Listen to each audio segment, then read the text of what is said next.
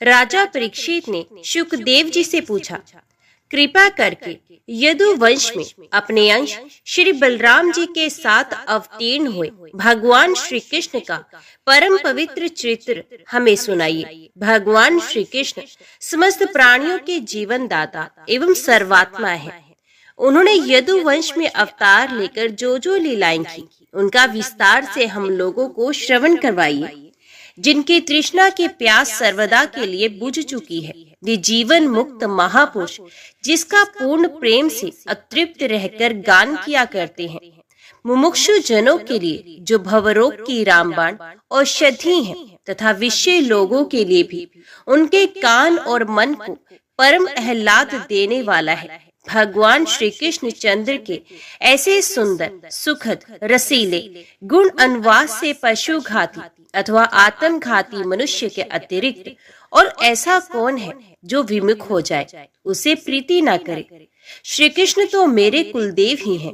जब कुरुक्षेत्र में महाभारत युद्ध हो रहा था और देवताओं को भी जीत लेने वाले भीष्म पितामह आदि अतिरथियों से मेरे दादा पांडवों का युद्ध हो रहा था, उस समय कौरवों की सेना उनके लिए अपार समुद्र के समान थी, जिसमें भीष्म आदि वीर बड़े बड़े मच्छों को भी निगल जाने वाले तिमिंगल मच्छों की भांति भय उत्पन्न कर रहे थे।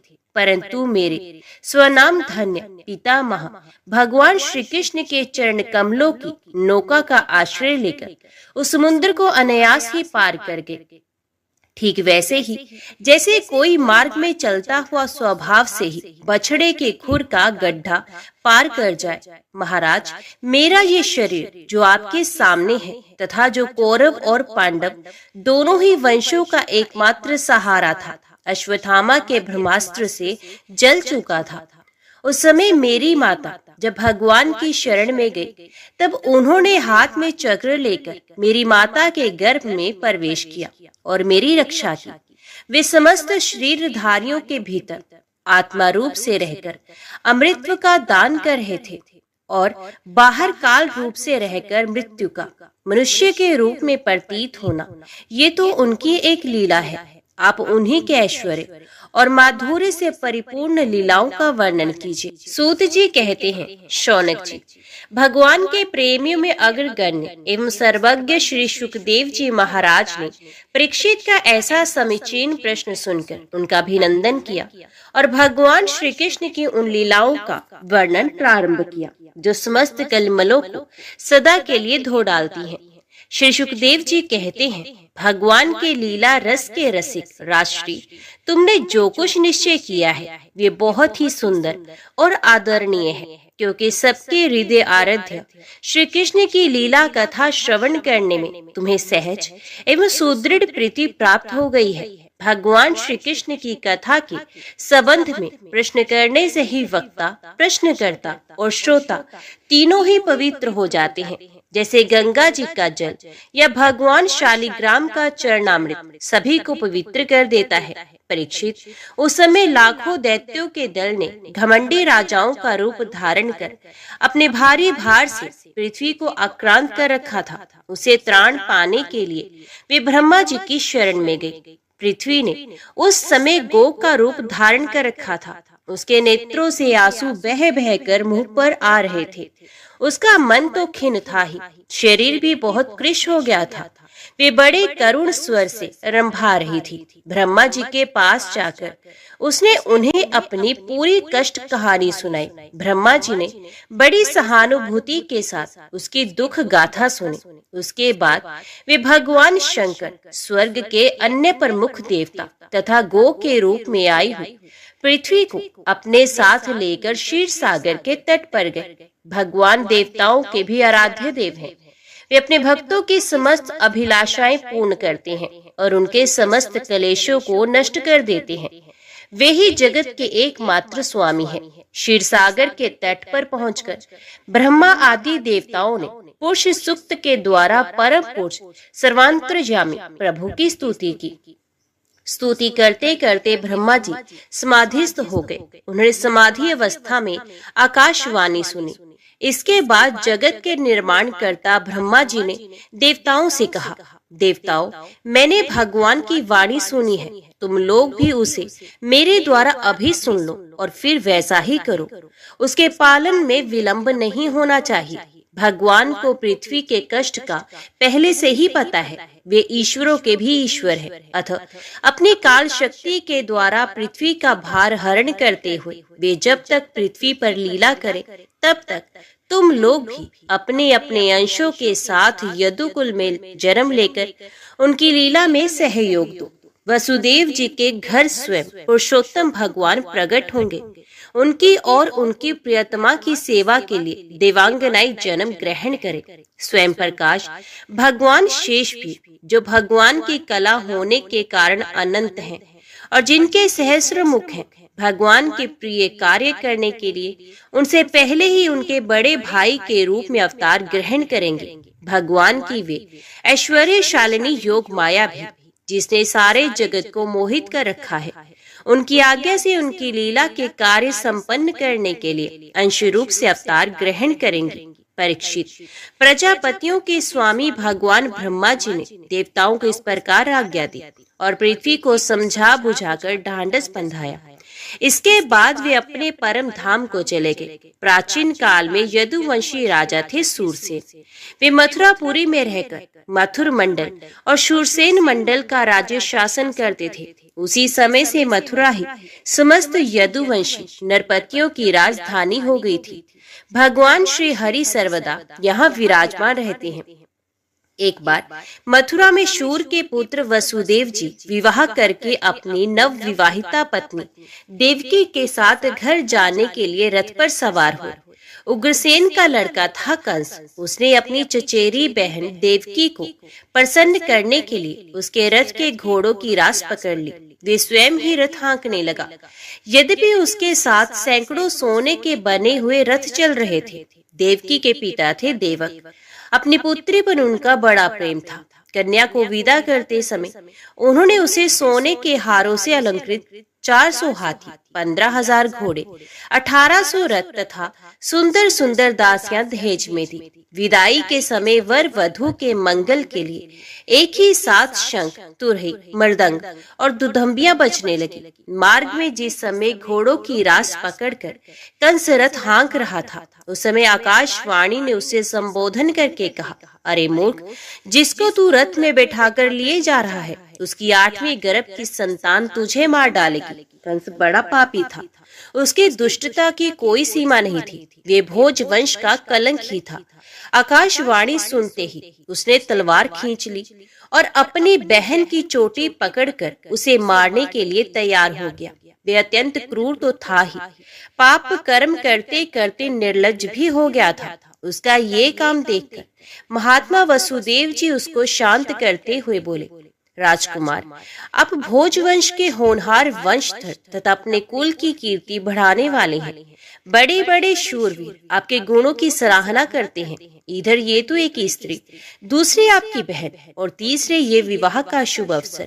ऐसी स्थिति में आप इसे कैसे मार सकते हैं? वीरवर, जो जन्म लेते हैं उनके शरीर के साथ ही मृत्यु भी उत्पन्न होती है। आज हो या 100 वर्ष के बाद जो प्राणी है उसकी मृत्यु होगी ही। जब शरीर का अंत हो जाता है तब जीव अपने कर्म के अनुसार दूसरे शरीर को ग्रहण करके अपने पहले शरीर को छोड़ देता है। उसे विवश होकर ऐसा करना पड़ता है। जैसे चलते समय मनुष्य एक पैर जमाकर ही दूसरा पैर उठाता है, जैसे जो किसी अगले तिनके को पकड़ लेती है तब पहले के पकड़े हुए तिनके को छोड़ती है, वैसे जीव भी अपने कर्म के अनुसार किसी शरीर को प्राप्त करने के बाद ही इस शरीर को छोड़ता है।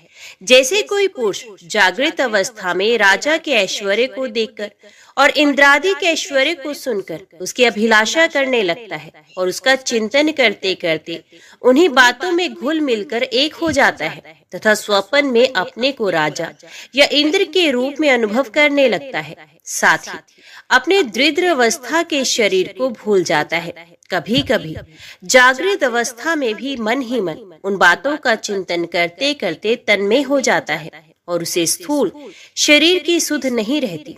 वैसे ही जीव कर्मकृत कामना और कामनाकृत कर्म के वश में होकर दूसरे शरीर को प्राप्त हो जाता है और अपने पहले शरीर को भूल जाता है। जीव का मन अनेक विकारों का पुंज है।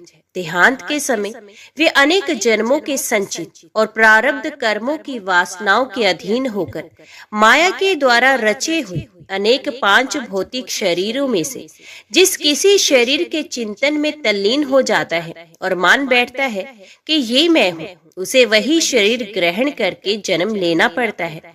जैसे सूर्य, चंद्रमा आदि चमकीली वस्तुएं जल से भरे हुए घड़ों में या तेल आदि तरल पदार्थों में प्रतिबिंबित होती हैं और हवा के झोंकों से उनके जल आदि में हिलने डोलने पर उनमें प्रतिबिंबित वस्तुएं भी चंचल जान पड़ती हैं, वैसे ही जीव अपने स्वरूप के अज्ञान द्वारा रचे हुए शरीर में राग करके उन्हें अपना आप मान बैठता है और मोहवश उनके आने जाने को अपना आना जाना मानने लगता है। इसलिए जो अपना कल्याण चाहता है उसे किसी से द्रोह नहीं करना चाहिए, क्योंकि जीव कर्म के अधीन हो गया है और जो किसी से भी द्रोह करेगा उसको इस जीवन में शत्रु से और जीवन के बाद परलोक से भयभीत होना ही पड़ेगा। कंस, ये आपकी छोटी बहन अभी बच्ची और बहुत दीन है। ये तो आपकी कन्या के समान है। इस पर अभी अभी इसका विवाह हुआ है। विवाह के मंगल चिन्ह भी इसके शरीर से नहीं उतरे हैं। ऐसी दशा में आप जैसे दीन वत्सल पुरुष को इस बेचारी का वध करना उचित नहीं है। परीक्षित, इस प्रकार वसुदेव जी ने प्रशंसा आदि साम नीति और भय आदि भेद नीति से कंस को बहुत समझाया, परंतु वे तो क्रूर तो राक्षसों का भी अनुयायी हो रहा था, इसलिए उसने अपने घोर संकल्प को नहीं छोड़ा। वसुदेव जी ने कंस का विकट हठ देखकर ये विचार किया कि किसी प्रकार ये समय तो टाल ही देना चाहिए। तब वे इस निश्चय पर पहुंचे, बुद्धिमान पुरुष को जहां तक उसकी बुद्धि और बल साथ दे मृत्यु को टालने का प्रयत्न करना चाहिए। प्रयत्न करने पर भी वे ना टल सके तो फिर प्रयत्न करने वाले का कोई दोष नहीं रहता। इसलिए इस मृत्यु रूप कंस को अपने पुत्र दे देने की प्रतिज्ञा करके मैं इस दीन देवकी को बचा लूं। यदि मेरे लड़के होंगे तब तक ये कंस स्वयं नहीं मर जाएगा, तब क्या होगा? संभव है उल्टा ही हो, मेरा लड़का ही इसे मार डाले, क्योंकि विधाता के विधान का पार पाना बहुत कठिन है। मृत्यु सामने आकर भी टल जाती है और टली हुई भी लौट आती है। जिस समय वन में आग लगती है उस समय कौन सी लकड़ी जले और कौन सी ना जले, दूर की जल जाए और पास की बची रहे, इन सब बातों में अदृष्ट के सिवा और कोई कारण नहीं होता। वैसे ही किस प्राणी का कौन सा शरीर बना रहेगा और किस हेतु से कौन सा शरीर नष्ट हो जाएगा, इस बात का पता लगा लेना बहुत ही कठिन है। अपनी बुद्धि के अनुसार ऐसा निश्चय करके वसुदेव जी ने बहुत सम्मान के साथ पापी कंस की बड़ी प्रशंसा की। परीक्षित, कंस बड़ा क्रूर और निर्लज्ज था, अतः ऐसा करते समय वसुदेव जी के मन में बड़ी पीड़ा भी हो रही थी। फिर भी उन्होंने ऊपर से अपने मुख कमल को प्रफुल्लित करके हंसते हुए कहा। वसुदेव जी ने कहा, सौम्य, आपको देवकी से तो कोई भय है ही नहीं। जैसा कि आकाशवाणी ने कहा है, भय है तो पुत्रों से, सो इसके पुत्र मैं आपको लाकर सौंप दूंगा।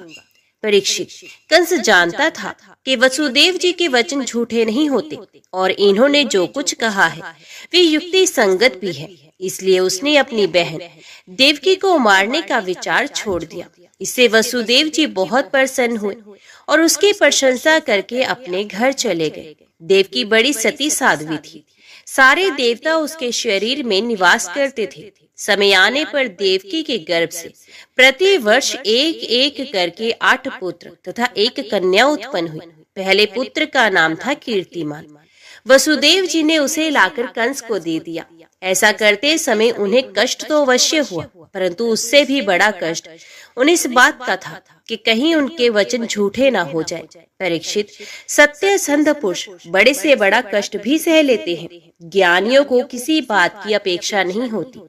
नीच पुरुष बुरे से बुरे काम भी कर सकते हैं, और जो जितेंद्रिय हैं, जिन्होंने भगवान को हृदय में धारण कर रखा है, वे सब कुछ त्याग सकते हैं। जब कंस ने देखा कि वसुदेव जी का अपने पुत्रों के जीवन और मृत्यु में समान भाव है एवं वे सत्य में पूर्ण निष्ठावान भी हैं, तब वे प्रसन्न हुआ और उनसे हंसकर बोला, वसुदेव जी, आप इस नन्हे से सुकुमार बालक को ले जाइए। इससे मुझे कोई भय नहीं, क्योंकि आकाशवाणी ने तो ऐसा कहा था कि देवकी के 8वें गर्भ से उत्पन्न संतान के द्वारा मेरी मृत्यु होगी। वसुदेव जी ने कहा, ठीक है, और उस बालक को लेकर वापस लौट आए। परंतु उन्हें मालूम था कि कंस बड़ा दुष्ट है और उसका मन उसके हाथ में नहीं है, वे किसी भी क्षण बदल सकता है। इसलिए उन्होंने उसकी बात पर विश्वास नहीं किया। परीक्षित, इधर भगवान नारद कंस के पास आए और उससे बोले कि कंस, ब्रज में रहने वाले नंद आदि गोप, उनकी स्त्रियां, वसुदेव आदि वृष्णवंशी यादव, देवकी आदि यदुवंश की स्त्रियां और नंद वसुदेव दोनों के सजातीय बंधु बांधव और सगे संबंधी सबके सब देवता हैं। जो इस समय तुम्हारी सेवा कर रहे हैं वे भी देवता हैं। उन्होंने ये भी बताया कि दैत्यों के कारण पृथ्वी का भार बढ़ गया है, इसलिए देवताओं की ओर से अब उनके वध की तैयारी की जा रही है। जब देवऋषि नारद इतना कहकर चले गए, तब कंस को ये निश्चय हो गया कि यदुवंशी देवता है और देवकी के गर्भ से श्री विष्णु भगवान ही मुझे मारने के लिए पैदा होने वाले हैं। इसलिए उसने देवकी और वसुदेव को हथकड़ी बेड़ी से जकड़कर कैद में डाल दिया और उन दोनों से जो जो पुत्र होते गए उन्हें मारता गया। उसे हर बार ये शंका बनी रहती कि कहीं विष्णु ही उस बालक के रूप में ना आ गया हो। पृथ्वी में ये बात प्राय देखी जाती है कि अपने प्राणों का ही पोषण करने वाले लोभी राजा अपने स्वार्थ के लिए माता पिता, भाई बंधु और अपने अत्यंत हितैषी इष्ट मित्रों की भी हत्या कर डालते हैं। कंस जानता था कि मैं पहले काल नेमी असुर था और विष्णु ने मुझे मार डाला था। इससे उसने यदुवंशियों से घोर विरोध ठान लिया। कंस बड़ा बलवान था। उसने यदु, भोज और अंधक वंश के अधिनायक और पिता अपने पिता उग्रसेन को कैद कर लिया और शूरसेन का राज्य वे स्वयं करने लगा। कंस एक तो स्वयं ही बड़ा बली था और दूसरे मगध नरेश जरासंध की उसे बहुत बड़ी सहायता प्राप्त थी। तीसरे उसके साथ थे प्रलंबासुर, बकासुर, चाणूर, तृणाव्रत, अघासुर, मुष्टिक, अरिष्टासुर, द्विद, पूतना, केशी, धेनुक, बाणासुर और भौमासुर आदि बहुत से दैत्य राजा उसके सहायक थे। उनको साथ लेकर वह यदुवंशियों को नष्ट करने लगा। वे लोग भयभीत होकर कुरु, पांचाल, केकई, शालव, विदर्भ, निषद, विदेह और कौशल आदि देशों में जा बसे। कुछ लोग ऊपर से उसके मन के अनुसार काम करते हुए उसकी सेवा में लगे रहे। जब कंस ने एक एक करके देवकी के 6 बालक मार डाले, तब देवकी के 7वें गर्भ में भगवान के अंश स्वरूप श्री शेष जी, जिन्हें अनंत कहते हैं, वो पधारे। आनंद स्वरूप शेष जी के गर्भ में आने के कारण देवकी को स्वाभाविक ही हर्ष हुआ, परंतु कंस शायद इसे भी मार डाले। इस भय से उनका शोक भी बढ़ गया। विश्वात्मा भगवान ने देखा कि मुझे ही अपना स्वामी और सर्वस्व मानने वाले यदुवंशी कंस के द्वारा बहुत ही सताए जा रहे हैं। तब उन्होंने अपनी योग माया को ये आदेश दिया, देवी, हे कल्याणी, तुम ब्रज में जाओ।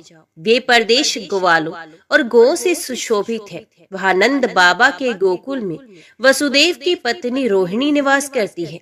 उसकी और भी पत्नियां कंस से डरकर गुप्त स्थानों में रह रही हैं। इस समय मेरा वंश, जिसे शेष कहते हैं, देवकी के उदर में गर्भ रूप से स्थित है।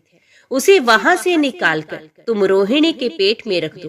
कल्याणी, अब मैं अपने समस्त ज्ञान, बल आदि अंशों के साथ देवी का पुत्र बनूंगा और तुम नंद बाबा की पत्नी यशोदा के गर्भ से जन्म लेना। तुम लोगों को मुंह मांगे वरदान देने में समर्थ होगी।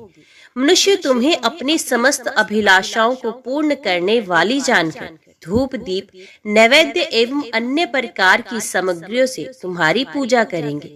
पृथ्वी में लोग तुम्हारे लिए बहुत से स्थान बनाएंगे और दुर्गा, भद्रकाली, विजया, वैष्णवी, कुमुदा, चंडिका, कृष्णा, माधवी, कन्या, माया, नारायणी, ईशानी, शारदा और अंबिका आदि बहुत से नामों से पुकारेंगे। देवकी के गर्भ से खींचे जाने के कारण शेष जी को लोग संसार में संघर्षण कहेंगे, लोकरंजन करने के कारण राम कहेंगे और बलवानों में श्रेष्ठ होने के कारण बलभद्र भी कहेंगे। जब भगवान ने इस प्रकार आदेश दिया तब योग माया ने जो आज्ञा ऐसा कहकर उनकी बात शिरोधार्य की और उनकी परिक्रमा करके वे पृथ्वी लोक में चली आई तथा भगवान ने जैसा कहा था वैसा ही किया। जब योग माया ने देवकी का गर्भ ले जाकर रोहिणी के उदर में रख दिया तब पूर्वासी बड़े दुख के साथ आपस में कहने लगे, हाय बेचारी देवकी का ये गर्भ तो नष्ट ही हो गया। भगवान भक्तों को अभय करने वाले हैं, वे सर्वत्र सब रूप में विराजमान हैं, उन्हें कहीं आना जाना नहीं है, इसलिए वे वसुदेव जी के मन में अपनी समस्त कलाओं के साथ प्रकट हो गए। उसमें विद्यमान रहने पर भी अपने को अव्यक्त से व्यक्त कर दिया। भगवान की ज्योति को धारण करने के कारण वसुदेव सूर्य के समान तेजस्वी हो गए। उन्हें देखकर लोगों की आंखें चौंधिया जाती। कोई भी अपने बल, वाणी, प्रभाव से उन्हें दबा नहीं सकता था। भगवान के उस ज्योतिर्मय अंश को जो जगत का परम मंगल करने वाला है, वसुदेव जी के द्वारा आधान किए जाने पर देवी देवकी ने ग्रहण किया। जैसे पूर्व दिशा चंद्रदेव को धारण करती है, वैसे ही शुद्ध सत्व से संपन्न देवी देवकी ने विशुद्ध मन से सर्वात्मा एवं आत्म स्वरूप भगवान को धारण किया। भगवान सारे जगत के निवास स्थान है।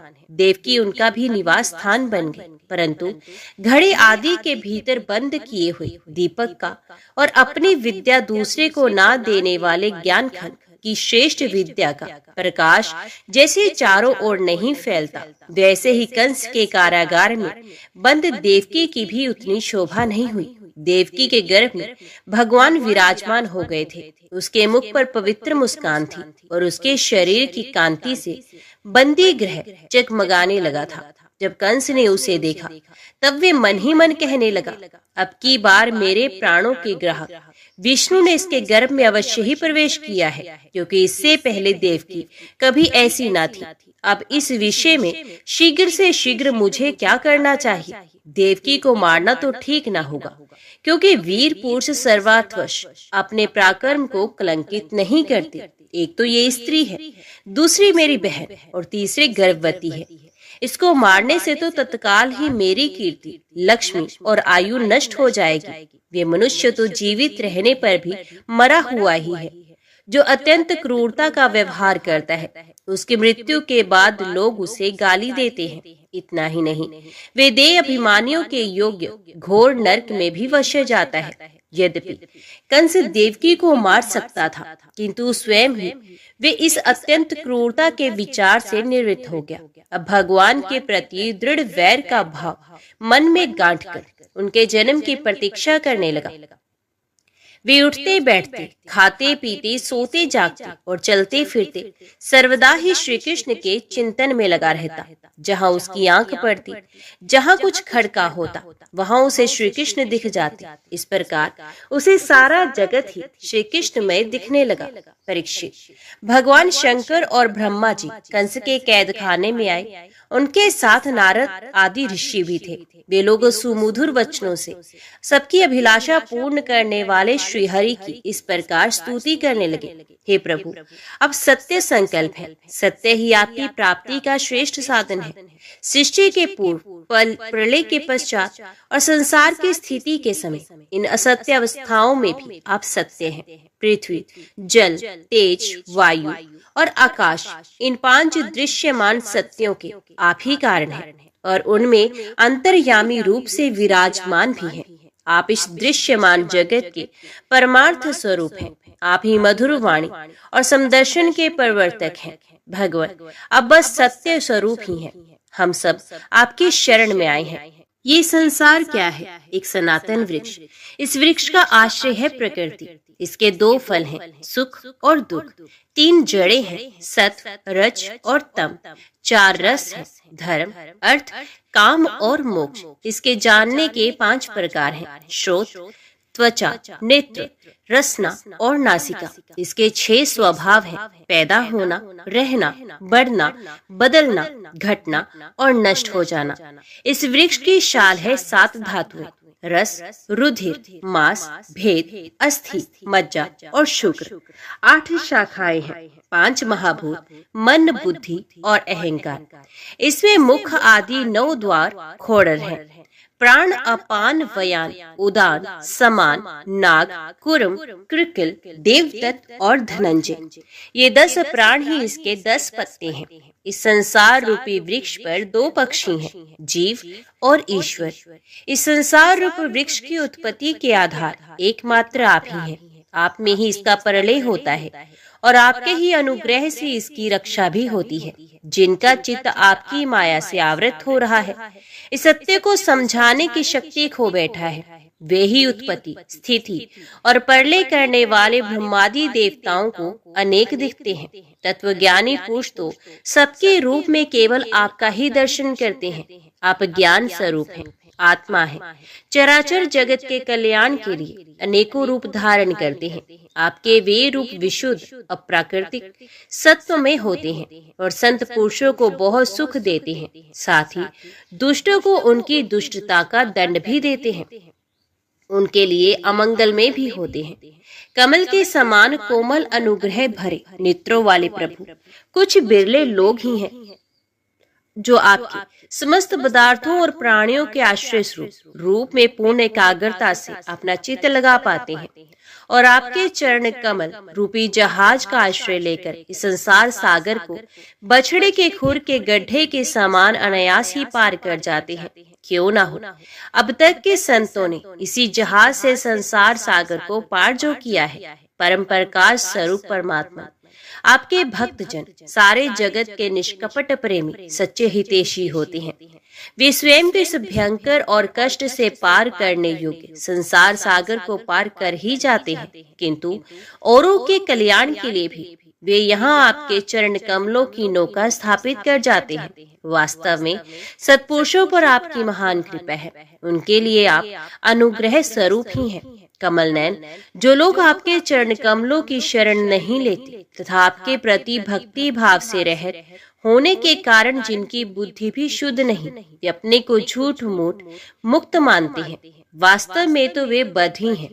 वे यदि बड़ी तपस्या और साधना का कष्ट उठाकर किसी प्रकार ऊंचे से ऊंचे पद पर भी पहुंच जाए तो भी वहां से नीचे गिर जाते हैं।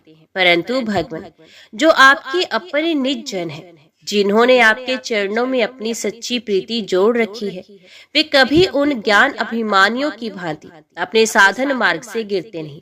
प्रभु, वे बड़े बड़े विघ्न डालने वालों की सेना के सरदारों के सर पर पैर रखकर निर्भय होकर विचरते हैं। कोई भी विघ्न उनके मार्ग में रुकावट नहीं डाल सकते, क्योंकि उनके रक्षक आप जो हैं। अब संसार की स्थिति के लिए समस्त देहधारियों को परम कल्याण प्रदान करने वाला विशुद्ध सत्यमय सच्चिदानंद में परम दिव्य मंगल विग्रह प्रकट करते हैं। उस रूप के प्रकट होने से ही आपके भक्त वेद, कर्मकांड, अष्टांग योग, तपस्या और समाधि के द्वारा आपकी आराधना करेंगे। प्रभु, आप सबके विधाता हैं। यदि आपका ये विशुद्ध सत्य में निज स्वरूप ना हो तो अज्ञान और उसके द्वारा होने वाले भेदभाव को नष्ट करने वाला अपरोक्ष ज्ञान ही किसी को ना हो। जगत में दिखने वाले तीनों गुण आपके हैं और आपके द्वारा ही प्रकाशित होते हैं, ये सत्य है। परंतु इन गुणों के प्रकाशक वृत्तियों से आपके स्वरूप का केवल अनुमान ही होता है, वास्तविक स्वरूप का साक्षात्कार नहीं होता। भगवान, मन और वेद वाणी के द्वारा केवल आपके स्वरूप का अनुमान मात्र होता है, क्योंकि आप उनके द्वारा दृश्य नहीं, उनके साक्षी हैं। इसलिए आपके गुण, जन्म और कर्म आदि के द्वारा आपके नाम और रूप का निरूपण नहीं किया जा सकता। फिर भी प्रभु आपके भक्तजन उपासना आदि क्रिया योगों के द्वारा आपका साक्षात्कार तो करते ही हैं। जो पुरुष आपके मंगल में नामों और रूपों का श्रवण कीर्तन स्मरण और ध्यान करता है और आपके चरण कमलों की सेवा में ही अपना चित्त लगाए रहता है, उसे फिर जन्म मृत्यु रूप संसार के चक्र में नहीं आना पड़ता। संपूर्ण दुखों को हरने वाले भगवान आप सर्वेश्वर हैं। ये पृथ्वी तो आपका चरण कमल ही है। आपके अवतार से इसका भार दूर हो गया, धन्य है। हे प्रभु, हमारे लिए ये बड़े सौभाग्य की बात है कि हम लोग आपके सुंदर सुंदर चिन्हों से युक्त चरण कमलों के द्वारा विभूषित पृथ्वी को देखेंगे और स्वर्गलोक को भी आपकी कृपा से कृतार्थ देखेंगे। प्रभु, आप अजन्मा है। यदि आपके जन्म के कारण के संबंध में हम कोई तर्क ना करें तो यही कह सकते हैं कि ये आपका लीला विनोद है। ऐसा कहने का कारण ये है कि आप तो द्वैत के क्लेश से रहित सर्वाद अधिष्ठान स्वरूप है और जगत की उत्पत्ति स्थिति तथा प्रलय अज्ञान के द्वारा आप में आरोपित हैं। प्रभु, आपने जैसे अनेकों बार मत्स्य, हयग्रीव, कश्यप, नरसिंह, वराह, हंस, राम, परशुराम और वामन अवतार धारण करके हम लोगों की और तीनों लोकों की रक्षा की है, वैसे ही आप इस बार भी पृथ्वी का भार हरण कीजिए। यदुनंदन, हम आपके चरणों में वंदना करती हैं। देवकी जी को संबोधित करके, माता जी, आप ये बड़े सौभाग्य की बात है कि आपके कोख में हम सबका कल्याण करने के लिए स्वयं भगवान पुरुषोत्तम अपने ज्ञान बल आदि अंशों के साथ पधारे हैं। अब आप कंस से तनिक भी मत डरिए। अब तो वे कुछ ही दिनों का मेहमान है। आपका पुत्र यदुवंश की रक्षा करेगा। परीक्षित, ब्रह्मादि देवताओं ने इस प्रकार भगवान की स्तुति की। उनका रूप ये है, इस प्रकार निश्चित रूप से तो कहा नहीं जा सकता। सब अपनी अपनी मत के अनुसार उनका निरूपण करते हैं। इसके बाद ब्रह्मा जी और शंकर जी को आगे करके देवगण स्वर्ग में चले गए। परीक्षित, अब समस्त शुभ गुणों से युक्त बहुत सुहावना समय आया। रोहिणी नक्षत्र था। आकाश के सभी नक्षत्र, ग्रह और तारे शांत सौम्य हो रहे थे। दिशाएं स्वच्छ और प्रसन्न थी। निर्मल आकाश में तारे जगमगा रहे थे। पृथ्वी के बड़े बड़े नगर, छोटे छोटे गांव, अहीरों की बस्तियां और हीरे आदि की खाने मंगल में हो रही थी। नदियों का जल निर्मल हो गया था। रात्रि के समय भी सरोवरों में कमल खिल रहे थे। वन में वृक्षों की पत्तियां रंग बिरंगे पुष्पों के गुच्छों से लद गई थी।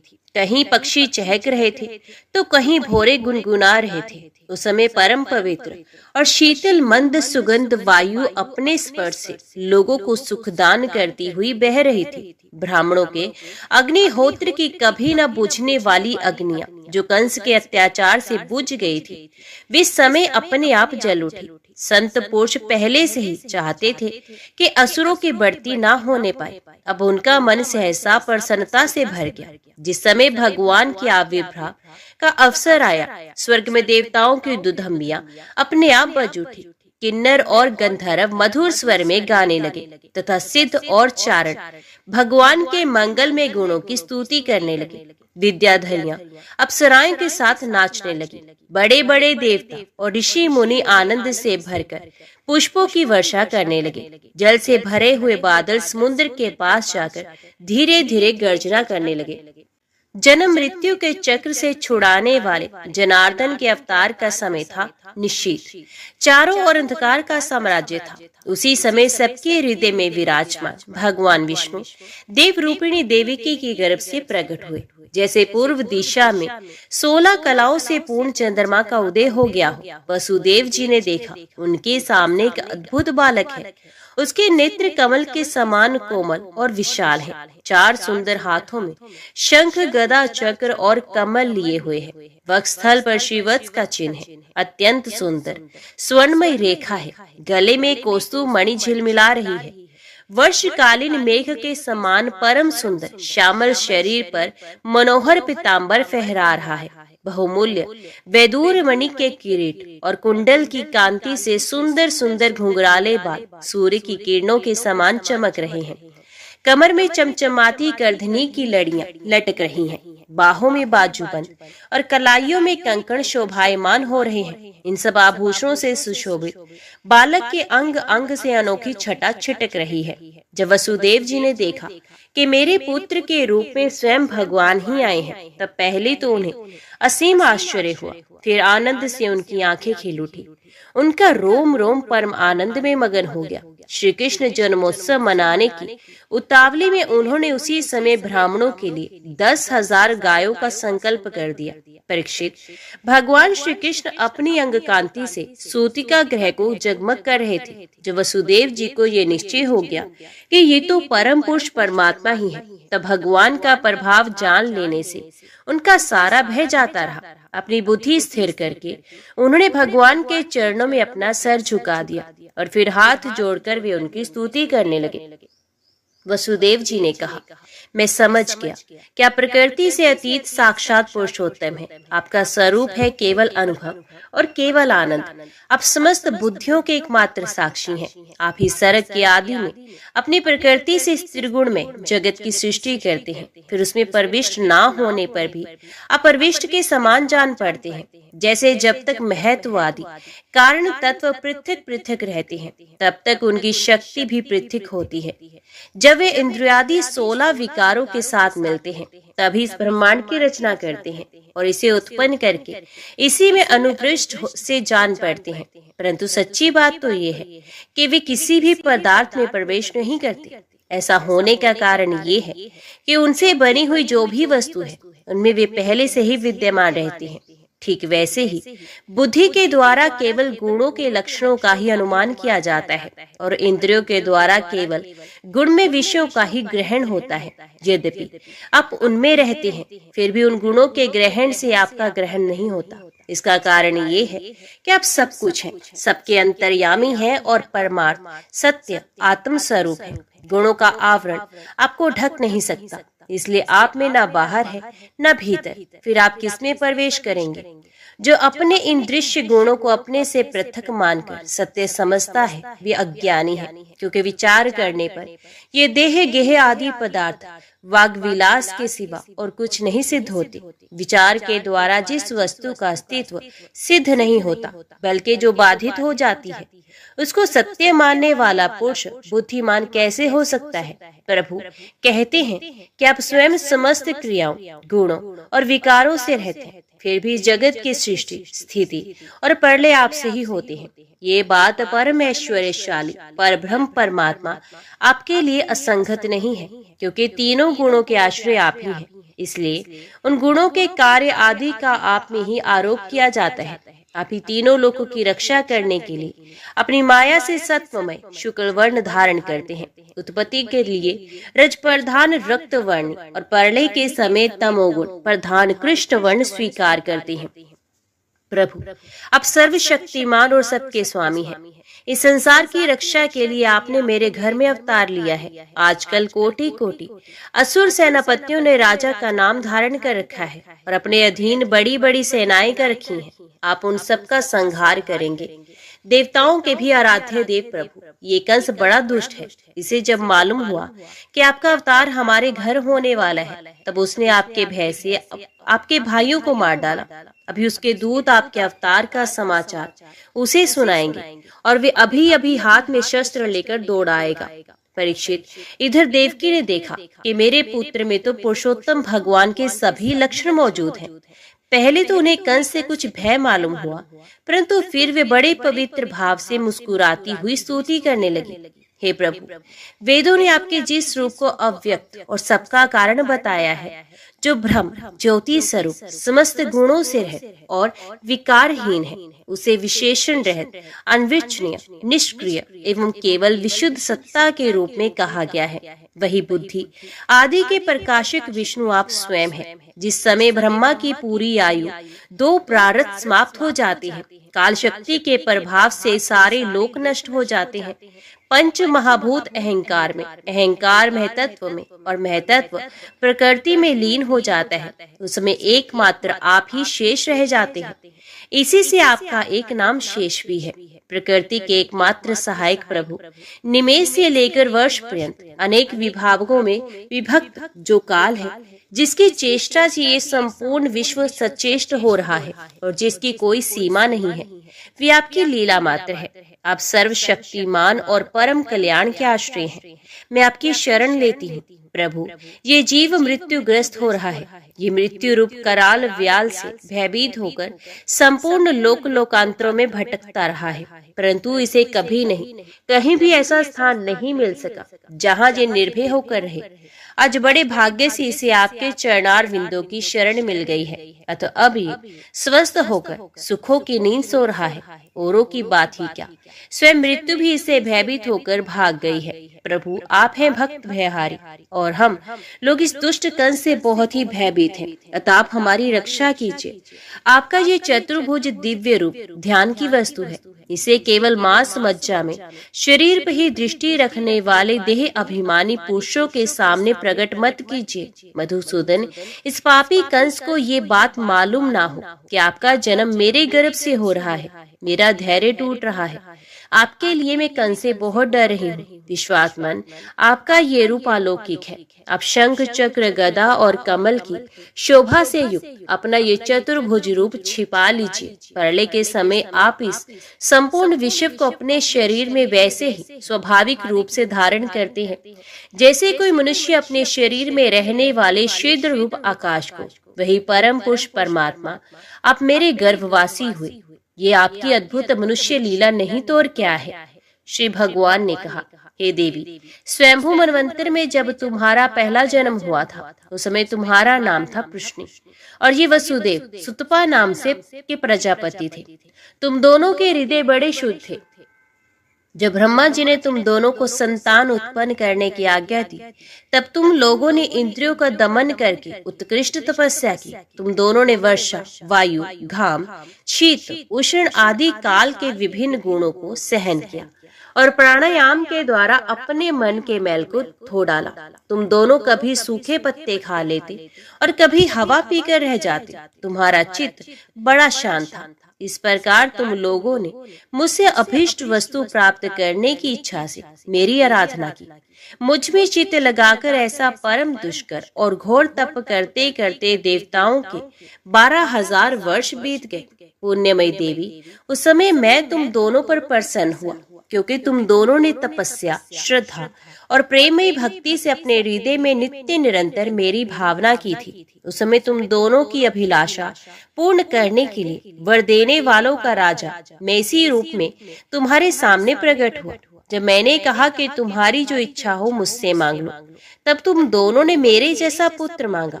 उस समय तक विषय भोगों से तुम लोगों का कोई संबंध नहीं हुआ था, तुम्हारे कोई संतान भी नहीं थी। इसलिए मेरी माया से मोहित होकर तुम दोनों ने मुझसे मोक्ष नहीं मांगा। तुम्हें मेरे जैसा पुत्र होने का वर प्राप्त हो गया और मैं वहां से चला गया। अब सफल मनोरथ होकर तुम लोग विषयों का भोग करने लगे। मैंने देखा कि संसार में शील, स्वभाव, उदारता तथा अन्य गुणों में मेरे जैसा दूसरा कोई नहीं। इसलिए मैं ही तुम दोनों का पुत्र हुआ और उस समय मैं कृष्ण गर्भ के नाम से विख्यात हुआ। फिर दूसरे जन्म में तुम हुई अदिति और वसुदेव हुए कश्यप। उस समय भी मैं तुम्हारा पुत्र हुआ। मेरा नाम था उपेंद्र। शरीर छोटा होने के कारण लोग मुझे वामन भी कहते थे। सती देवकी, तुम्हारे इस तीसरे जन्म में भी मैं उसी रूप से फिर तुम्हारा पुत्र हुआ हूँ। मेरी वाणी सर्वदा सत्य होती है। मैंने तुम्हें अपना ये रूप इसलिए दिखला दिया कि तुम्हें मेरे पूर्ण अवतारों का स्मरण हो जाए। यदि मैं ऐसा नहीं करता तो केवल मनुष्य शरीर से मेरे अवतार की पहचान नहीं हो पाती। तुम दोनों मेरे प्रति पुत्र भाव तथा निरंतर ब्रह्म भाव रखना। इस प्रकार वात्सल्य, स्नेह और चिंतन के द्वारा तुम्हें मेरे परम पद की प्राप्ति होगी। भगवान इतना कहकर चुप हो गए। अब उन्होंने अपनी योग माया से माता पिता के देखते देखते तुरंत एक साधारण शिशु का रूप धारण कर लिया। तब वसुदेव जी ने भगवान की प्रेरणा से अपने पुत्र को लेकर सूतिका गृह से बाहर निकलने की इच्छा की। उसी समय नंद पत्नी यशोदा के गर्भ से उस योग माया का जन्म हुआ। जो भगवान की शक्ति होने के कारण उनके समान ही जन्म रहे थे। उसी योग माया ने द्वारपाल और पूर्ववासियों की समस्त इंद्रिय मृत्यु की चेतना हर ली। वे सब के सब अचेत होकर सो गए। बंदी गृह के सभी दरवाजे बंद थे। उनमें बड़े बड़े किवाड़, लोहे की जंजीरें और ताले जड़े हुए थे। उनके बाहर जाना बड़ा ही कठिन था। परंतु वसुदेव जी भगवान श्री कृष्ण को गोद में लेकर ज्यों ही उनके निकट पहुंचे, त्यों ही वे सब दरवाजे अपने आप खुल गए। ठीक वैसे ही जैसे सूर्य उदय होते ही अंधकार दूर हो जाता है, उस समय बादल धीरे धीरे गरज कर जल की फुहारें छोड़ रहे थे। इसलिए शेष जी अपने फनों से जल को रोकते हुए भगवान के पीछे पीछे चलने लगे। उन दिनों बार बार वर्षा होती रहती थी। इससे यमुना जी बहुत बढ़ गई थी। उनका प्रवाह गहरा और तेज हो गया था। तरल तरंगों के कारण जल पर फेन ही फेन हो रहा था। सैकड़ों भयानक भंवर पड़ रहे थे। जैसे सीतापति भगवान श्री राम जी को समुद्र ने मार्ग दे दिया था, वैसे ही यमुना जी ने भगवान को मार्ग दे दिया।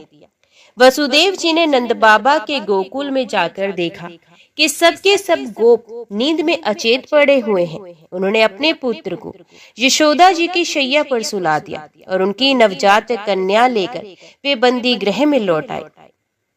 जेल में पहुंचकर वसुदेव जी ने उस कन्या को देवकी की छैया पर सुला दिया और अपने पैरों में बेड़ियां डाल ली तथा पहले की तरह वे बंदी गृह में बंद हो गए।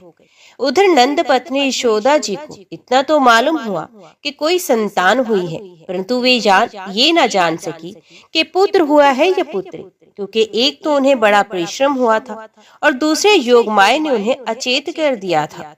परीक्षित, जब वसुदेव जी लौट आए तब नगर के बाहरी और भीतरी सब दरवाजे अपने आप पहले की तरह बंद हो गए। इसके बाद नवजात शिशु के रोने की ध्वनि सुनकर द्वारपालों की नींद टूटी। वे तुरंत भोजराज कंस के पास गए और देवकी को संतान होने की बात कही। कंस तो बड़ी आकुलता और घबराहट के साथ इसी बात की प्रतीक्षा कर रहा था। द्वारपालों की बात सुनते ही झटपट पलंग से उठ खड़ा हुआ और बड़ी शीघ्रता से सूतिका गृह की ओर झपटा। इस बार तो मेरे काल का ही जन्म हुआ है, ये सोचकर वे विवल हो रहा था। और यही कारण है कि उसे इस बात का भी ध्यान न रहा कि उसके बाल बिखरे हुए हैं। रास्ते में कई जगह वे लड़खड़ाकर गिरते गिरते बचा। बंदी गृह पहुंचने पर सती देवकी ने बड़े दुख और करुणा के साथ अपने भाई कंस से कहा, मेरे हितैषी भाई, ये कन्या तो तुम्हारी पुत्रवधू के समान है, स्त्री जाति की है। तुम्हें स्त्री की हत्या कदापि नहीं करनी चाहिए। भैया, तुमने द्वेषवश मेरे बहुत से अग्नि के समान तेजस्वी बालक मार डाले। अब केवल यही एक कन्या बची है, इसे तो मुझे दे दो। अवश्य ही मैं तुम्हारी छोटी बहन हूँ। मेरे बहुत से बच्चे मर गए हैं, इसलिए मैं अत्यंत दीन हूँ। मेरे प्यारे और समर्थ भाई, तुम मुझे मंदभागिनी को ये अंतिम संतान अवश्य दे दो। परीक्षित, कन्या को अपनी गोद में छिपाकर देवकी जी ने अत्यंत दीनता के साथ रोते रोते याचना की, परंतु कंस बड़ा दुष्ट था। उसने देवकी जी को झिड़क कर उनके हाथ से वे कन्या छीन ली। अपनी उस नन्ही सी नवजात भांजी के पैर पकड़कर कंस ने उसे बड़े जोर से एक चट्टान पर दे मारा। स्वार्थ ने उसके हृदय में सौहार्द को समूल उखाड़ फेंका था। परंतु श्री कृष्ण की एक छोटी बहन साधारण कन्या तो थी नहीं, देवी थी। उसके हाथ से छूटकर तुरंत आकाश में चली गई और अपने बड़े बड़े 8 हाथों में आयुध लिए हुए दिख पड़ी। वे दिव्य माला, वस्त्र, चंदन और मणि में आभूषणों से विभूषित थी। उसके हाथों में धनुष, त्रिशूल, बाण, ढाल, तलवार, शंख, चक्र और गदा, ये 8 आयुध थे। सिद्ध, चारण, गंधर्व, अप्सरा, किन्नर और नागण बहुत सी भेंट की सामग्री समर्पित करके उसकी स्तुति करने लगे। उस समय देवी ने कंस से कहा, रे मूर्ख, मुझे मारने से तुझे क्या मिलेगा? तेरे पूर्व जन्म का शत्रु तुझे मारने के लिए किसी स्थान पर पैदा हो चुका है। अब तू व्यर्थ निर्दोष बालकों की हत्या ना किया कर। कंस से इस प्रकार कहकर भगवती योग माया वहां से अंतर ध्यान हो गई और पृथ्वी के अनेक स्थानों में विभिन्न नामों से प्रसिद्ध हो गई। देवी की ये बात सुनकर कंस को असीम आश्चर्य हुआ। उसने उसी समय देवकी और वसुदेव को कैद से छोड़ दिया और बड़ी नम्रता से उनसे कहा, मेरी प्यारी बहन और बहनोई जी, हाय हाय, मैं बड़ा पापी हूँ। राक्षस जैसे अपने ही बच्चों को मार डालता है, वैसे ही मैंने तुम्हारे बहुत से लड़के मार डाले। इस बात का मुझे बड़ा खेद है। मैं इतना दुष्ट हूँ कि करुणा का तो मुझ में लेश भी नहीं। मैंने अपने भाई, बंधु और हितेशों तक का त्याग कर दिया। पता नहीं अब मुझे किस नर्क में जाना पड़ेगा। वास्तव में तो मैं भ्रमघाती के समान जीवित होने पर भी मुर्दा ही हूँ। केवल मनुष्य ही झूठ नहीं बोलते, विधाता भी झूठ बोलते हैं। उन्हीं पर विश्वास करके मैंने अपनी बहन के बच्चे मार डाले। ओहो, मैं कितना पापी हूँ। तुम दोनों महात्मा हो, अपने पुत्रों के लिए शोक मत करो। उन्हें तो कर्म का ही फल मिला है। सभी प्राणी प्रारब्ध के अधीन है, इसी से वे सदा सर्वदा एक साथ नहीं रह सकते।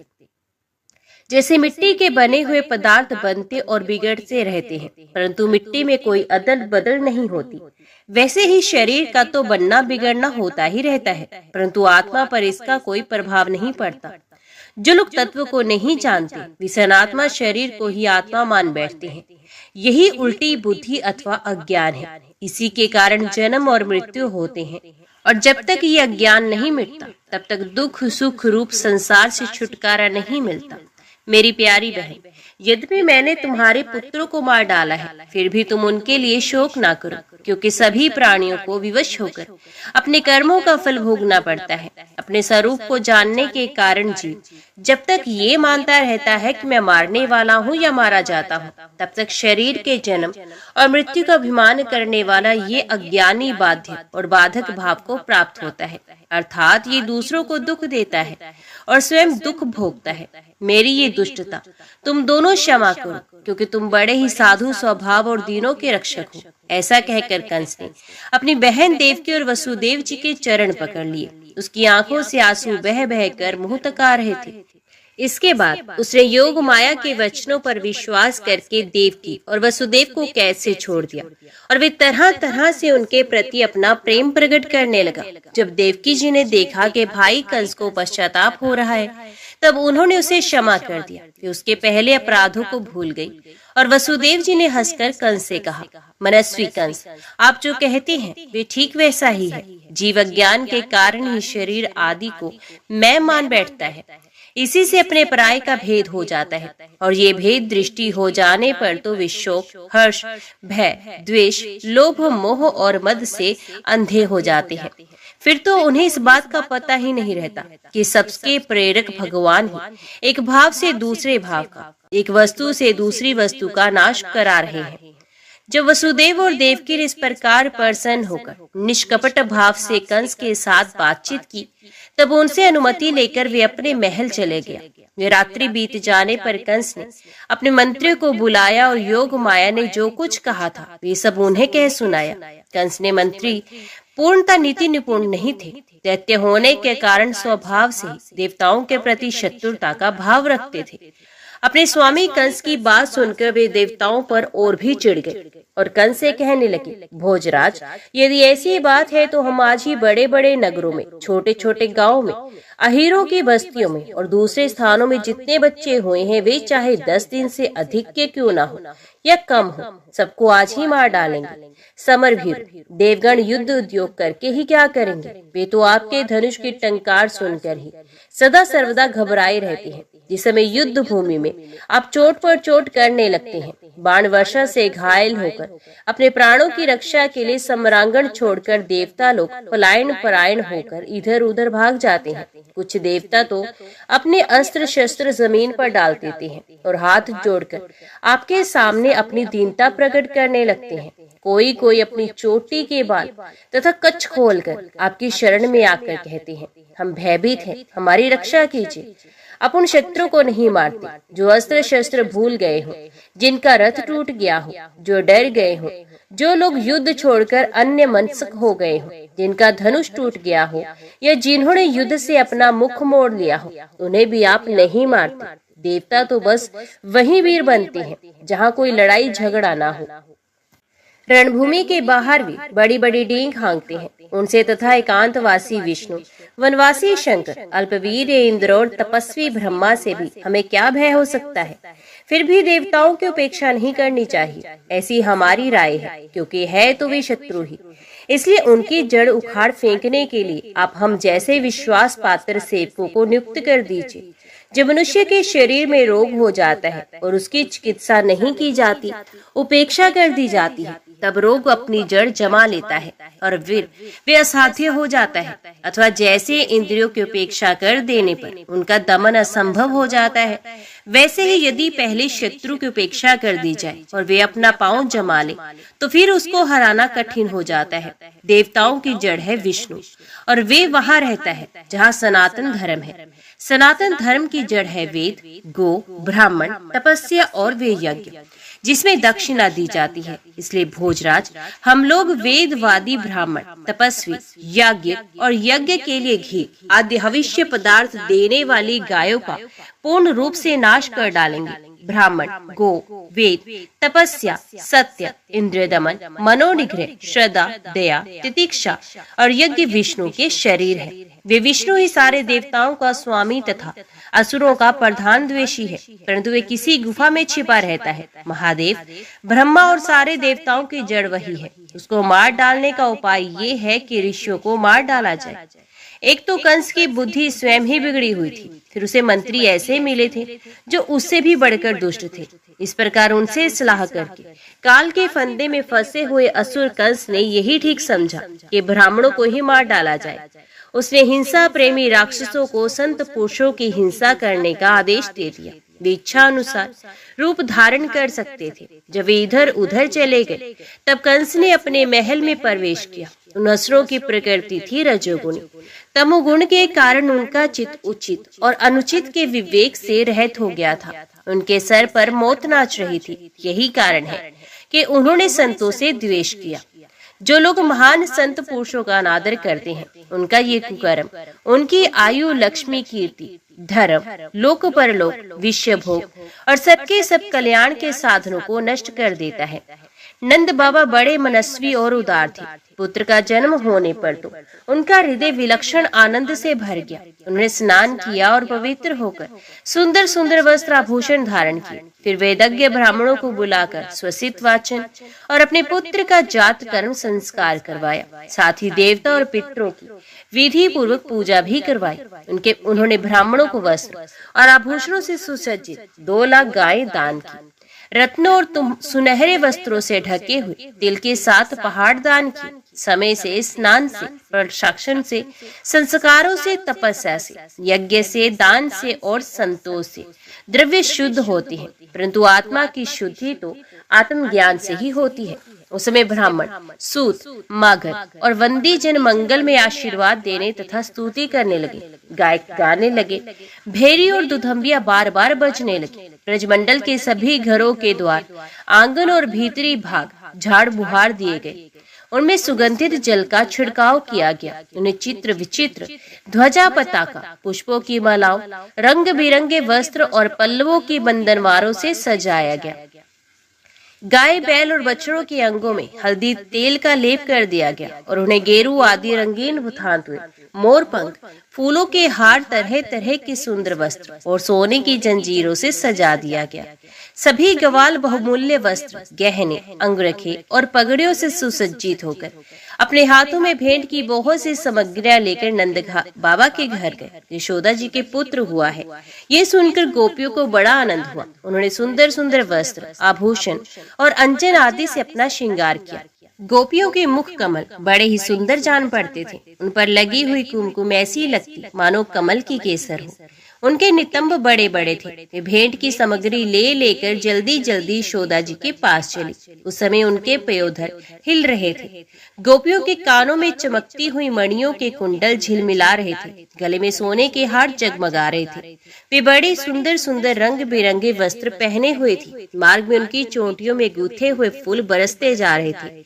हाथों में जड़ाऊ कंगन अलग ही चमक रहे थे। उनके कानों में कुंडल, पयोधर और हार हिलते जाते थे। इस प्रकार नंद बाबा के घर जाते समय उनकी शोभा बड़ी अनूठी जान पड़ती थी। नंद बाबा के घर जाकर वे नवजात शिशु को आशीर्वाद देती, ये चिरंजीवी हो, भगवान इसकी रक्षा करे, और लोगों पर हल्दी तेल से मिला हुआ पानी छिड़क देती तथा ऊंचे स्वर से मंगलगान करती थी।